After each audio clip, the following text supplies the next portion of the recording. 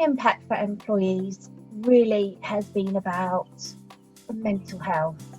I think whichever job you do, whichever environment you work in, you can't ignore the fact that everybody is uncertain. It's been different for everybody. There's been a lot of change, and change is a trigger for poor mental health. So I think that's the biggest thing that has been not an issue as yet, but it will be an issue later on, I believe.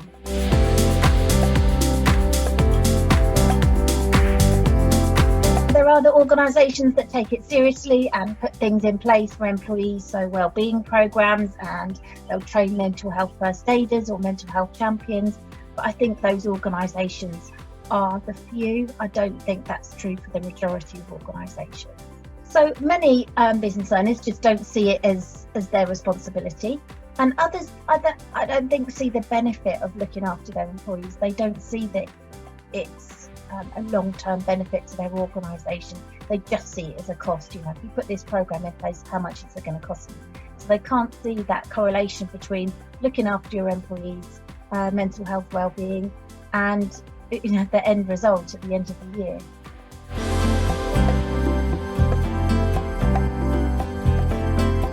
So I think the most important thing is to train their managers on recognising poor mental health, knowing how to approach it with an employee, and at the end of the day, perhaps offering some kind of training for being a mental health champion or a mental health first aider.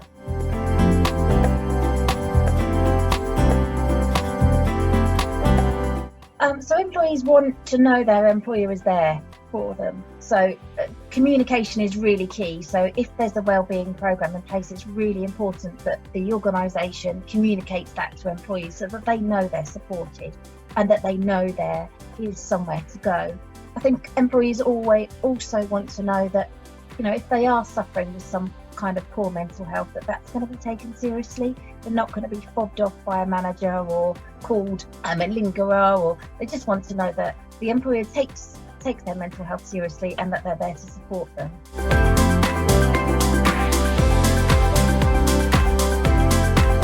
Again, in terms of employees being more adaptable and changing the way they work, I think more employers need to look at having some kind of working from home policy or remote working policy, so that they can put the standards and expectations in place and communicate to their employees.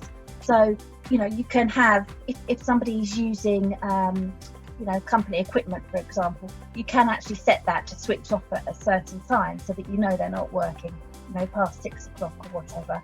You can put rules in place where you shouldn't send emails outside certain areas, for example. And I think, if somebody wants to work at night, but perhaps they've got children at home during the day, as long as they're doing their job properly, I don't, really see an issue. Obviously, if that's somebody who has to answer the phone during the day, that's a bit different. But the practical things employees can do is just learn how to be a bit more flexible and listen to employees.